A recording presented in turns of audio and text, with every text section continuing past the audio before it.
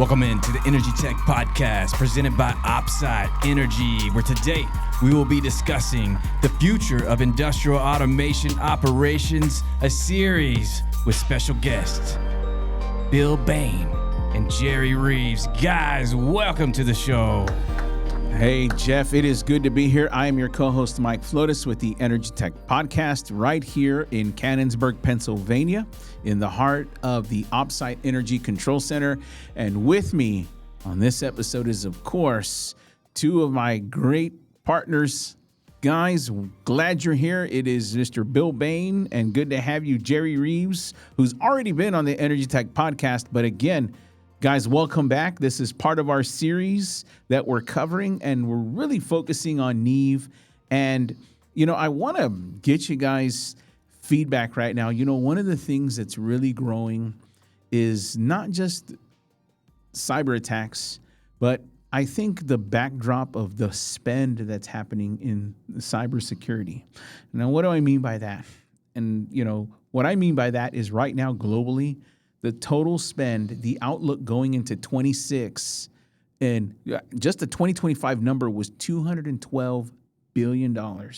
This is in cyber attacks, and you're looking at a 15% increase in that number.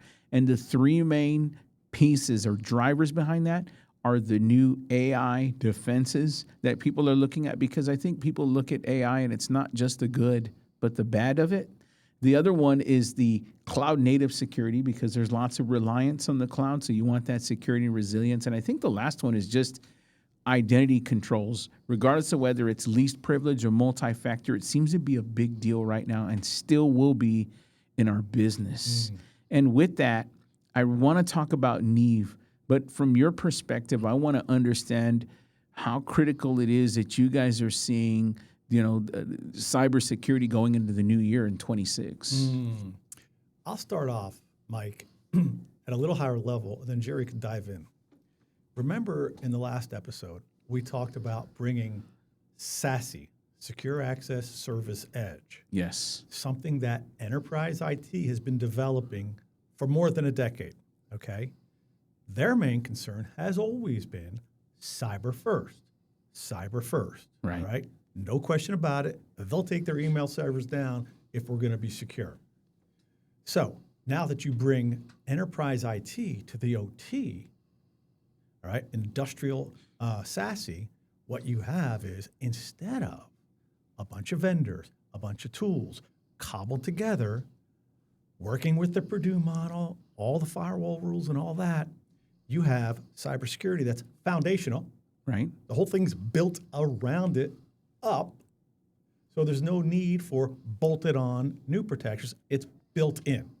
All right, Jared, that's how I would start it off. That's a super high level. How would you dig into that? Well, I'd add to that straight off, and remember, Secure Access Service Edge, by definition, requires continuous updates. Yep. And of course, cyber is going to be part of that. Right. So a platform that is developed with a SASE type architecture in mind is going to have that continuous scrutiny and continuous development, not only in production efficiency, but cybersecurity. Right. The other thing is for, at least for the Neeve model, it's also enabling the other components, the other technologies, the other softwares that might be part of a greater operational cyber program. Right. And we'll get into more of those details, I think, throughout this this podcast. Now, I think you're right, because SASE solves what I call the four big pillars that are. Number one is cybersecurity, and we're going to talk about that. How you, especially when you start covering NIST and CISA guidelines, that's one. The secure edge compute that's happening, right? That is part of the Neeve platform that you've talked about in our first episode. The third part is your data. Like, people have to know that as part of the pillar of Neeve and its platform is that your data is always encrypted. We can send it anywhere. I think you guys pointed that out in episode one. And the last one is cost reduction. And Bill, I really want you to dive in on this one later. Cost reduction. So when I'm talking about these pillars, I think cost reduction is in there. And that means, looking at things that you're avoiding, whether it's ongoing costs or even human error. So you kind of have that cost reduction in those fields. So let's kind of get into it a little bit about Neeve. We spent a lot of time in that first episode. If you didn't catch us, don't forget that you can go to the Energy Tech Podcast. You can catch that first episode. And I think that Bill and Jerry give a really round presentation for what Neeve is, its introduction, and the implementation. And I think this one here, these guys are going to take us on a path that leans towards security and cybersecurity. And I think that is always going to be at the forefront. So with that being said, kind of talk a little bit about your edge, kind of this edge cloud OT ecosystem that exists with Neeve. You want to start off with that one, Bill, or just as a high level? I'll tee it up for Jerry. It's the same thing we focused on in the first episode, having a walled-off edge cloud operational ecosystem where you get work done. You're invisible from the internet, and data's flowing. Jared, take us deeper. Yeah, it's when you're working with the OT for your enterprise, you're engaging the technologies that source the data and then moving that data to the applications that help you to visualize and make those decisions. I mean, that's what we're doing at a high level. Right. And we're trying to do that as close to real time as possible. Obviously, there's constraints in some areas, so on and so forth, but the combinations of connections, applications, hardware, when you're able to unify that into a singular platform, right, your abilities to be efficient, your abilities to stay secure become easier, yes. right? And that's what we're looking for. We don't want 80% of our time freaking about cybersecurity and 20% of our time dealing with our operational data. We actually want the flip side of that. Correct. And actually to minimize that 20% even further. And that's where building in things like cost reduction, so on and so forth. But Neeve as a whole is built with that secure access service edge model to encompass that cybersecurity edge to cloud. Right. And so let's start out with some qualifications because, Bill, you mentioned earlier that you trained pilots, right? Yeah. Okay. So I don't know, if they were trained on large aircraft or jets or, what was that? These were fighter pilots in Southeast Asia, U.S., Thai, Singapore, Philippine Air Force. Yeah. Yeah, man, fighter pilots. So when you're, and forgive me here, but help me out here. When you're training or when you're starting that, a lot of times you're going to walk your way around the aircraft. Mm-hmm. You're going to make sure things are in place. So before we even walk around, we're going to walk around the aircraft for Neeve. And when I say that, here's what I mean. Number one, it's battle tested, the product. In other words, there's an ISO certification that comes with it. So I'm walking around this thing. Yep. SOC 2 compliant. Yep. I'm walking around it. What else do I notice? Well, it fits the guidelines for NIST and in terms of its infrastructure. Next, it's been third-party pen tested. Sure. Right? So ongoingly. Yes. And the last thing is your RECC approved technology piece. So here we are. That's just walking around the aircraft. We hadn't even talked about the physical product. We're just saying when you're walking around this thing, we want you to know that what you're getting is something that has been looked at, has been tested, and has been brought into an environment where we can pen test this thing and make sure it's compliant, right? Yeah, that's right. And it's foundational, meaning you can't mess it up. Yeah. All right. It starts to factor out human error because the product is foundational. We're not bolting on third-party services and relying on other people's humans to keep this safe and secure. Yeah. And to add to that, Jerry, talk about the hardened operating system because I think, lots of people talk about great products. And again, whether you're in fighter pilot or you buy a vehicle, you look at something, I think you're always going to look at, I want to make sure this thing is working right. And one of the key foundations, I think, for any product, especially on the cyber perspective, is that hardened operating system. Right. I think that's one of the things you look at first in terms of secure network and its trusted platform. Speak a little bit to that. when you talk about not just its typical out-of-the-box AES encryption. Right. So, on the AES encryption, you'll see that on the connectivity side. But even before those connections, you're looking at that secure edge. You're looking at that compute piece. Yeah. And our compute node is one piece of the overall Neeve platform. But when you talk about edge security, Yeah. more and more applications are being deployed at the edge. Right. But I would say this: the conversation about edge security hasn't quite caught up there. Yes. Right? We've seen some other evolutions in the OT space back in the day where, even cloud compute. Hey, we could compute in the cloud. Year and a half later, we now talk about cloud security at a level that is responsible, okay, as an industry.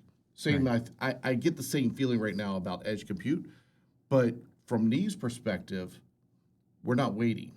And so let's talk about that edge compute node. We're bringing industrialized hardware to bring that edge that can be a next generation firewall, right? It only requires an outbound 443 connection. Right. The operating system itself is fully encrypted, right? The hardware, it uses TPM, the latest TPM technology, okay, 2.0, and the boot structure for that compute, that edge compute, is also secure, right? So your boot is checked on the way up to make sure that it is indeed the image that is supposed to be booting versus maybe some other type of or malicious software that may have been injected. Now, why do you want that? Yeah. We're now expanding critical infrastructure to compute at the edge. Right. We have applications, we have data. Sometimes we might have historians, stored data in the case that we might have an intermittent cloud connection, something along those lines. That compute node is much more essential than just being a gateway. Correct. Yes. So yes. now the cybersecurity posture has to be elevated. And things like secure boot, encrypted OSs, in our mind, that's minimum state. Right, because you're not waiting for you're not waiting for it to hit the business side before you make a decision on cyber. No. We're doing this early on. That's right. Yeah. And as Bill said in our prior podcast, Neeve was brought by IT professionals, cyber professionals, to the OT. Right. This technology already exists. It's not like we have to wait for it to be developed for the OT. So let's use it now. Yes. And so it's in the Neeve platform. Yep. Yeah, so kind of keep moving here, because when you really look at the product, you've got that Hardened OS that comes with it. Then you really focus on things like tunnels. It's secure tunnel. And I don't like that word because I think it implies that this thing is some sort of just another VPN piece, and that's not true, right? So you're talking a little bit more about a complete platform that is secure and provides those session uses, and that your typical out-of-the-box 256 encryption is standard, but it secures pretty much any data traffic that's moving through, right? You got it. So, we're dealing with secure connections. Right. All right. That security is AES 256, which is industry standard, and we're certificate based. Right. On the graphic that was just up, you'll notice that the certificates are X509 V3s. Yes. Okay. Latest industry standard on X509. Again, Neeve staying abreast of the current cyber trends, IT or OT, to provide the best available cyber posture for those connections from the secure edge to the ultimate destination. Right. And, part of that, on the image, you focus on, you're also protecting that bidirectional channel management too.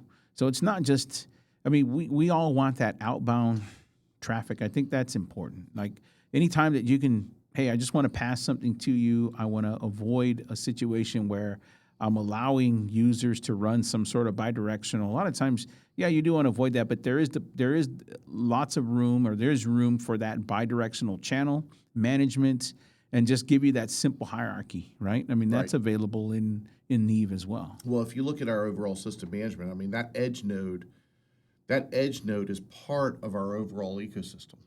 Right. It has to function at an operational level. It has to function as a cyber level, right? So when you engage Neve at our front end orchestrator, Right. and you want to make a change, well, that change has to update that node.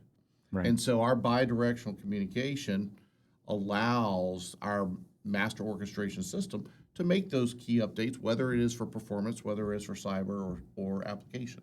Right. Right. So you've got so there's lots of great feature they're building there. I think it's really good. Lots of protection. And what I like is that you're still giving that remote access. I think that that's not lost in the product, right? It's almost like you're taking it. How can I say this? You are taking an advantage. You're taking it for granted with security in mind. I think is the best way I can say it. So there's still zero trust. Talk about that for a second. Bill, talk about that. I mean, to me, your typical support of SSO and multi-factor is still a key component right inside the product, right? Yeah, it's really interesting. So the question is, what's primary here? Well, primary cyber. Yeah. Oh, and because of the nature of this platform, remote access is built in. Yes. All right. Edge compute's built in. Cloud agility is built in on a foundation of cyber. Remote access, we came to market years ago with a remote access product, in essence. And 10 years later, that ain't primary anymore. Now it's about data, and you still need remote access. All Yeah. right? Yeah. So the fact that it's browser-based, single sign-on, the fact that you're not keeping up with a bunch of expensive VPN agents in every employee. I mean, we see people get massive reduction in costs by not having to have a $20, $30 a month VPN for every employee, hundreds of employees. Done, baked in, built in. Yeah. Yep. Kind of moving along in, my mind when I see this, I'm following the data lineage. Okay. So if you notice, everything I'm asking, we started at the edge. We've moved our way into punching, hey, I need some remote access. How are we managing this? Is it hardened? Yes. And then you have, I call that on the downstream. I know people like to see it as a wheel. I don't. I still see it as a left to right. For whatever reason, my brain sees it always as left to right. Here, that cloud hosting piece. Hey, it's fully managed. You still get the hosting of things like Ignition, and you still can do your automated backups and subscriptions. So that's still part of Neve, as well as some edge cloud application environments that you can hit, and you can do multiple ones. So I think that's another thing I like about the product. Yeah, so I think the platform, the Neve platform accelerates, and I love Bill's term that he came up with, the cloud agility. People are using multiple clouds these days to do different things. One cloud may be enterprise, another cloud may be OT. One cloud might be production, another cloud is CMMS, right? One cloud might be some sort of development with an application you saw at the latest trade show that you're trying to try out against your OT data. Yes. People are trying different things. They're trying different clouds. Cloud technologies evolve. And what Neve enables you to do is to make cloud connections to any of those environments simultaneously. Yeah. So as Bill mentioned on the last podcast, we've moved from a hub spoke to really an OT mesh that allows you to engage your edge data across any combination of cloud environments, Right. without compromising the connectivity security along the way. Yeah, and let me jump in on something there. It's crucial for the guys that have been in the industry for 20 years. All of that said, and none of that data ever has to go to the Neve cloud, although we will host your SCADA for you. It's something we do for you. That's optional, but it's not going through our cloud. It goes wherever you want it. You find somebody new at CES, you drop an SD-WAN connection in there, your data's going up there. Yeah. Done. Yeah. So I see a lot of value in that, and I'll give you some examples in our industry. So you have an oil and gas company that they're a producer, and they have fleet compression. So these are compressors across the field, and some of them they actually own, meaning outright they're part of their capital. And others they rent. They really do. They rent these large compressors. They get them installed, and these vendors, Caterpillar and whoever else, they bind you in a, I like, in a pay cloud. There used to be a paywall. Now it's a pay cloud. That's what I call it. It's a pay cloud. Right. It's a pay to play here. If you want to use our space in your fleet compression, we'll give you your data, but guess what? You're locked here. And we'll still give you access, but ultimately it becomes a question of whose data is it at that point. Right. So now I've entered two things. Number one, I've entered an agreement for my data to go somewhere else. And number two, is it mine? I got to make sure of that. Yeah. So guess Right. what? I spent time and money to figure that out. And we're not talking about small mom and pops. We're talking about Fortune 500 publicly traded oil and gas companies that do this. So what I'm hearing right now is you can take the product, get this edge enabled, get a cyber secure product. It's your data. You own it. Forget our cloud. Leverage it and decide if you want to place it in Azure, GCP, AWS, if you want to host in a VPC, your own virtual private cloud, or on-prem. It's up to you. And you don't get tangled up in those conversations. All you care about is my data is now operationalized and ready to be used. I think that's the key thing here. But I was going to wait till the end, but I think it's appropriate right now to spend some time. I kind of talked about that on the edge side, on fleet compression, but there's some cost reductions that happen.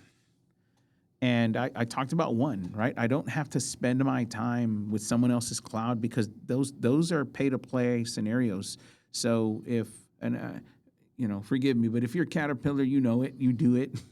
you get a compressor, you put it up there in the cloud. Hey, pay to play with your data, your pay cloud, and then we'll let you connect. We're going to restrict what you connect to. It's truly not yours. So there is some cost reduction there. But Bill, I'm interested in where else you're going to see some cost reduction when you're talking about Neeve. Yeah, it's an important question. Technology over time gets cheaper. Yeah. Hard stop. I just went from AT&T cellular to Mint Mobile. Yeah. $15 a month. All right? Not a sponsor. Now,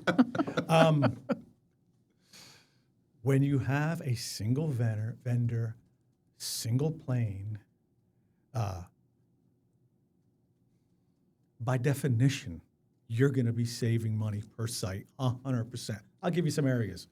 You got a couple hundred employees, you got 20 employees. You're not keeping up with expensive VPN agents. You're going to save money right off the bat because once you adopt and build with Neeve, you're SOC 2 compliant. Right? You're going to save money on your with your insurance carriers. Yes. Right?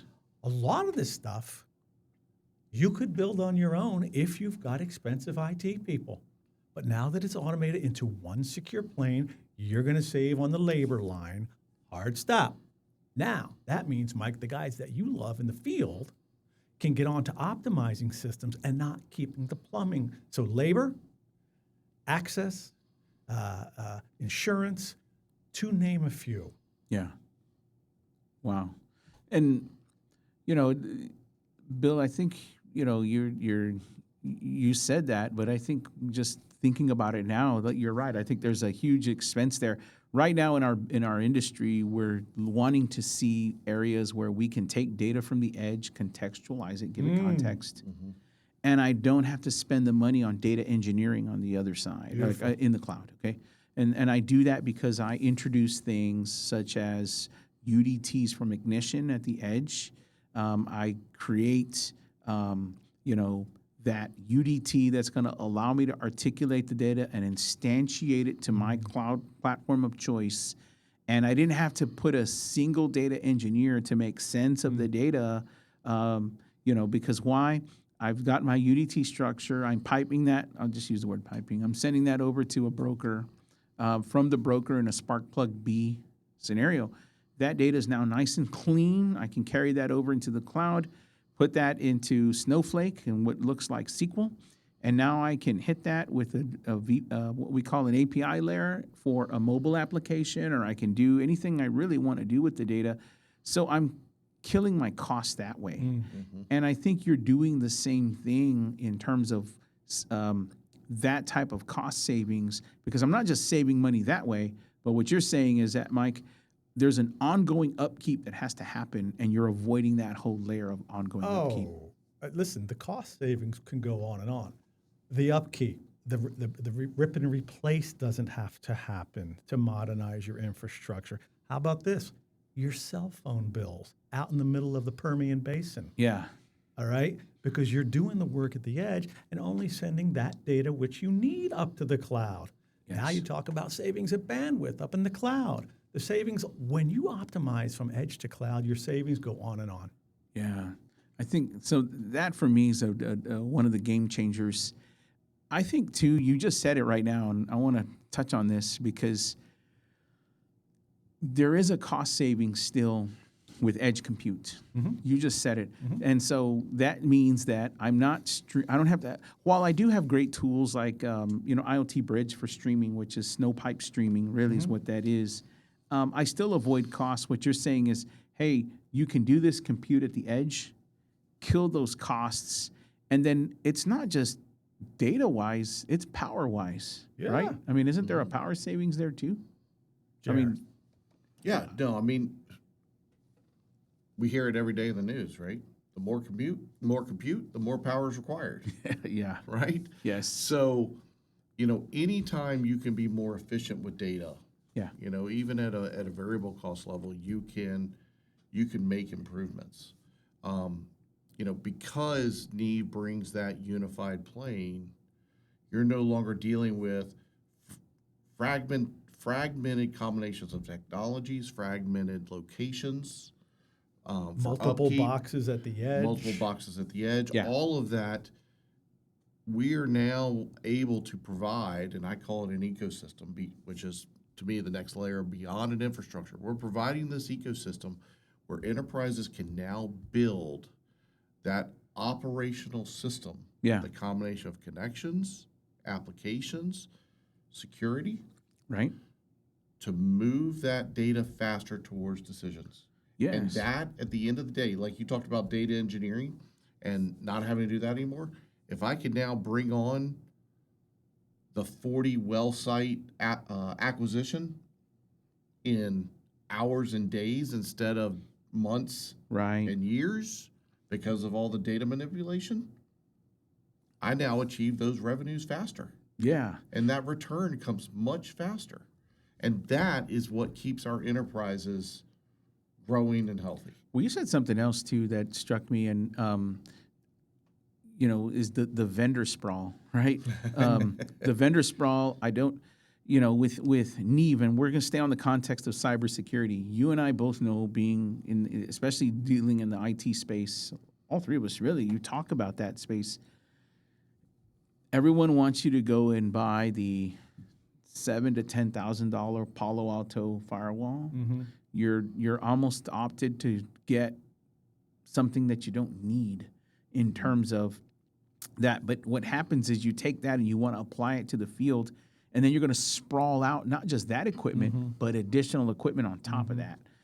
And then the work to do it requires, it's not the OT guy, I got to send out this person from IT. They've also never been out to the field. Give me like 3 days. I got to tell them where to go. Yep. So you start dealing with that. Right. And I think what I'm getting at is, in the context of cybersecurity, you're also avoiding that hardware sprawl that happens anyway because you're just trying to protect what you got.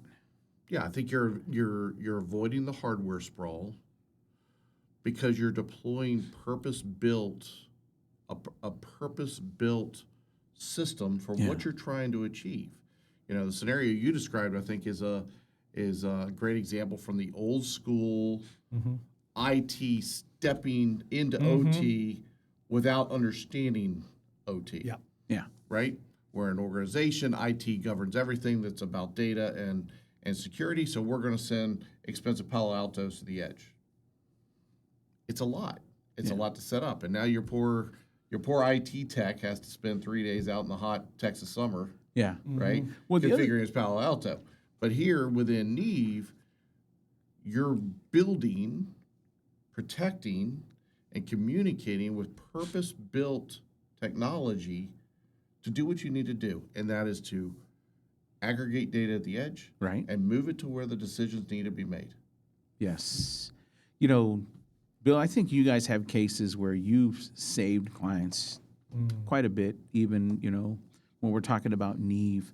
I mean, tell me about a time where, hey, you guys have had, Mike, we're seeing this kind of savings across the board. We're seeing this somewhere with our clients. It's an interesting question because this is our introduction into the SCADA workspace. Yes. But Neeve is not a brand new company. Right. We're a global organization designed by IT people who got interested in the OT. All right. So our customers are banks. You know, it's all OT. Right. Banks and data centers and all of that. We're in 11 time zones. We're all over the world. We've got one customer, one example where they've got a 7-figure annual reduction in cost in their cybersecurity spend. Wow. All right. So this is not new stuff. It's just new to us right now. Wow. Yeah. And, you know, I think if anyone's looking at this, then you look at that product, you know, Bill, it's almost like it's a no-brainer. But more than just a no-brainer, if you could pick the 3 things that you knew you needed to get across to someone that's in the OT space, and they bridge the IT space now. They're being asked to do more. So if I'm the SCADA guy, I'm being asked to be the OT person that's designated for security. I'm also being asked to do, you know, that kind of role. So I guess my question is, what in your mind are some of the, if you could take 3 things and say, Mike, if I could push something to someone that's converging, these are the 3 things I would want them to know. All right, Jerry, I'll go first. Did you think about it? Mine will be a little bit more like whatever. So it took something to get me off my sofa after having a very successful run with TossiBox. Yes. All right. If you ask me, I could just say better, faster, cheaper. But I'm not really into that this time, Mike. I am not into the salesy approach. We don't have to be now. So I'm going to say this. Built-in cybersecurity, edge cloud compute, a data fabric that's walled off like a moat around a castle, and everything is always updated all the time. Jerry, do me a favor, before you give your first 3, dig into everything's updated all the time for me. Bolster me. Yeah, well, as we said a little bit earlier, Secure Access Service Edge, by definition, that platform requires continuous updates, right? So, the team at Neeve is always looking at the platform, and the underlying software and systems that are built are continuously updated, right? We're bringing out new features, but we're also bringing out new connectivity, and we're talking about doing this in real time, Right. right? So this becomes available to our customer bases as soon as we have them devved, trialed, and then produced. So just like any other software would be updated, or your banking system. You brought that example up previously, Bill. You log into your banking system, guess what? It's got a new interface. Same with Neeve. We do the same thing, but all within those fundamental security concepts we talked about before. NIST provides guidelines. CISA provides guidelines, right? We might get feedback from pen testing. It's a continuous process. It has to be. But we know this because we came from IT. Yeah. And they've been doing this for decades. I love it, Jerry. I love that it's dynamic, not static. And Dynamic, people can not find static. comfort. They know their data is dynamic. They know it's dynamic in the field where they're. The fact that their plumbing, their infrastructure, their ecosystem is dynamic and updated gives a great sense of calm. Yeah, absolutely. Absolutely.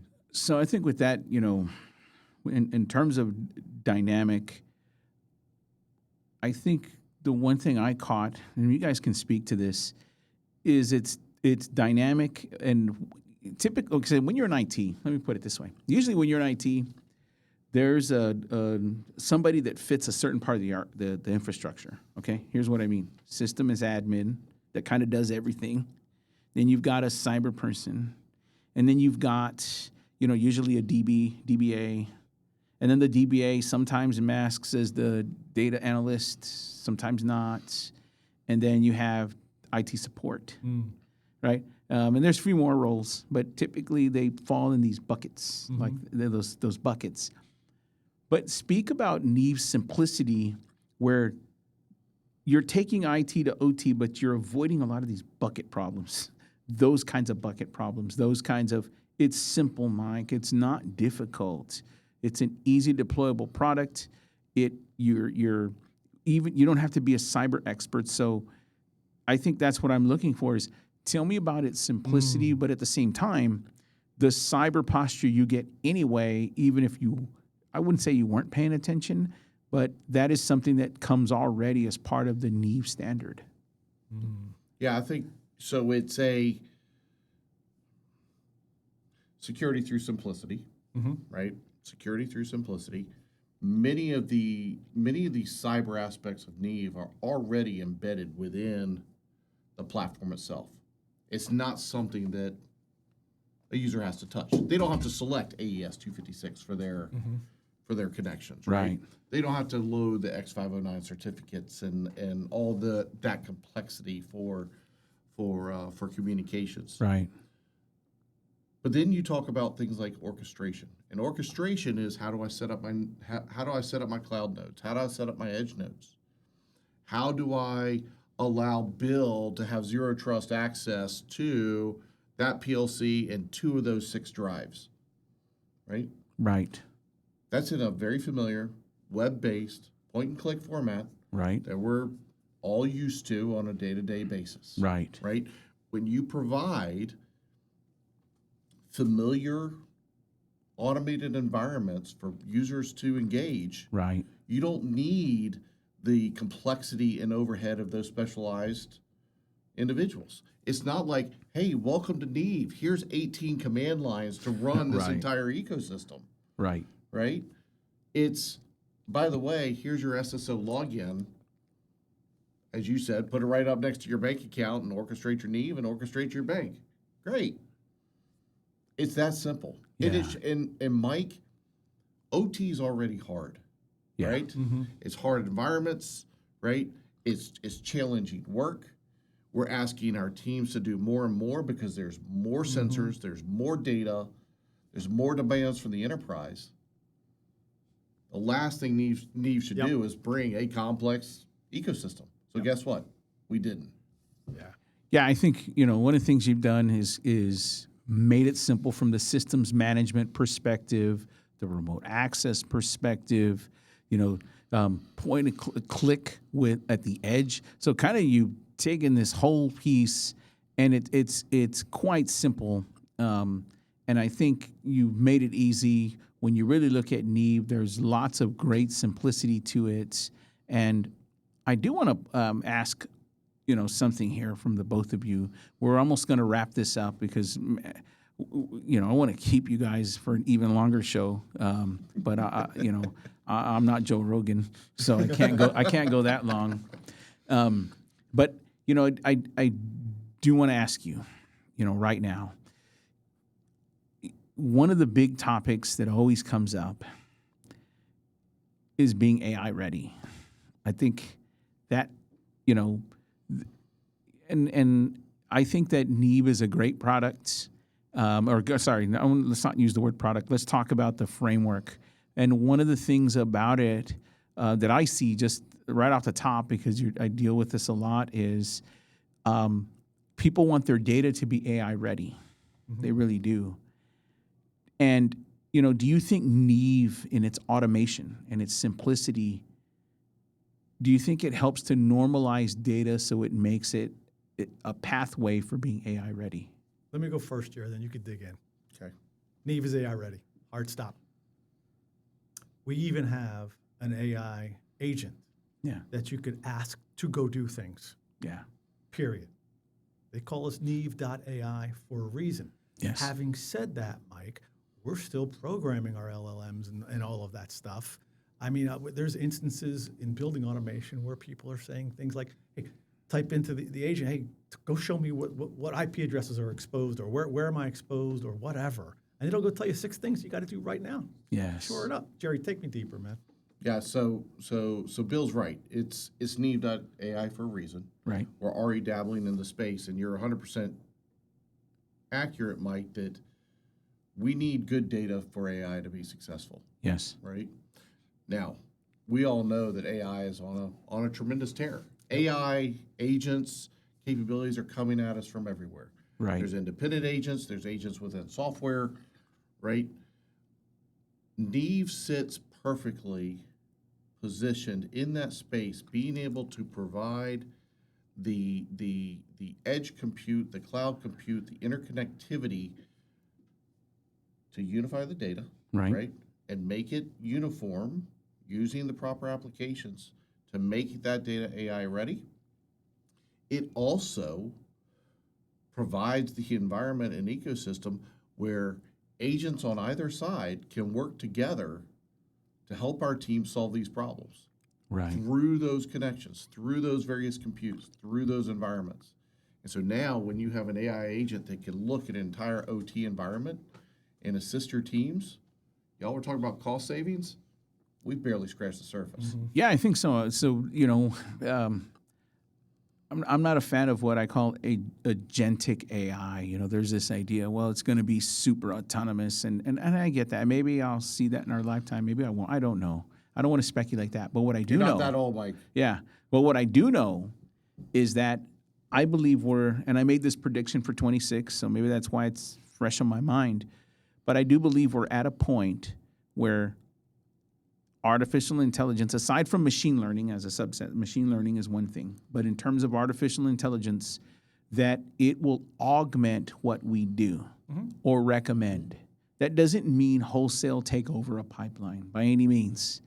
What I am saying and what I'm hearing from you is you are saying in parallel, it can serve as a way to ensure that data continues to be AI ready, that we have a normalization of that, and while at the same time, it allows your systems and platforms to augment you by doing things like in your industrial space, I may want to trigger on work orders for chemical. I may want to order from vendors particular products. I may want to make a recommendation based on what I'm seeing concerning pumps, motors, drives, valves, right? That doesn't mean I go and turn it off, shut that down. What I do mean is I'm augmenting the operator, the automation tech, the plant manager. I'm augmenting someone in order to make a better decision than the decision I would have made a year ago. And I think you just said it. You want to make a better decision than the decision you made a year ago. You want to augment your staff. Yeah. If you didn't have AI, what would you do? You'd hire more staff. Yeah. Why would you hire more staff? You have more data. You have further evolutions of your operations. Yes. Right? So now, what is your choice? Augment more staff. Yeah. Bring in augmented AI, right? But at the end of the day, you want to make better decisions faster. Yes. And we've been talking about that over this entire Yeah, podcast. and I think of it at the end of and on top of better decisions, I think you wouldn't be in this unless you wanted a competitive advantage, and I think that's what you're getting with, at least from my understanding right now. If I want to deploy something that's simple in its simplicity, safe, secure, provides specific things that help me in the space, multiple clouds, multi-cloud. I've got some edge compute. I've got some great tools that come and are partnered with Neeve, Ignition, Nozomi for network visibility. I've got AutoSol. AutoSol. Node-RED. Right We got there. New ones coming all Some the time. Yes. So you got Node-RED. Bring your own. Yeah. And I think right there, having done that, I think that's going to set you up to be AI ready without having to talk about complicated AI or agentic AI. So I think we're all on the same page. Your prediction's right, buddy. Yeah. So I think we're going to get there with augmentation. And, I think this is going to bring this episode to a close, guys. There's so much to talk about, a whole lot to cover. And stay tuned because we're going to continue with these guys and engage the team at Neeve. You need to like and subscribe. We want your questions. This team, if anyone, can answer those questions, the cyber tough ones, the operational ones. And with that, I am your co-host, Mike Flores, with the Energy Tech Podcast right here in Canonsburg. Thanks, guys, for being on here. I Thanks, appreciate Mike. it. Thanks, Michael. Appreciate it.